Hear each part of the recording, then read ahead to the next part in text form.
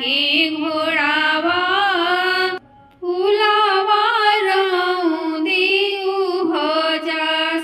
अरे ओही रहिया आइले सुंदर दुल्हा के घोड़ावा फुलावा रौदी जास।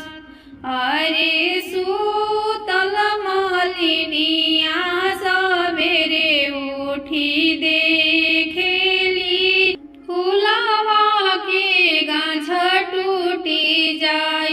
आजी सूतल मालिनिया सवेरे उठी देखेली फुलावा के डाढ़ कुम्हिलाई फुलावा के डाढ़ मुरझाई। ओरहाना ले मालिनी राजा घरवा गईली सुनी राजा ओरहन हमार। आजी ओरहाना ले मालिनी राजा घरवा गईली सुनी राजा ओरहन हमार।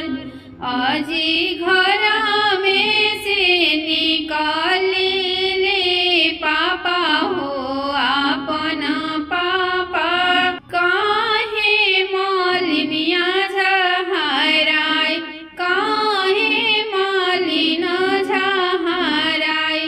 अरे बरे जीनाए साहेब आपन बेटउआ फुलावा रौदी जास। आजी बरे जीनाए साहेब आपन लड़िकावा फुलावा रौदी जास फुलावा रौदी जास। कौन फुलावा तोड़ले मालिनी कौन फुलावा सुखले कौन फुलावा गईले मुरझाय कौन फुलावा गईले मुरझाय। अरे जाहूँ जाहूँ ए मालिनी अपना ही घरवा बगिया के देबो हम सिंचाई बगिया के देबो हम सिंचाई। अरे बेली फुलावा सिंचबो मालिन चमेली फुलावा सिंचबो में सारी सारी रात।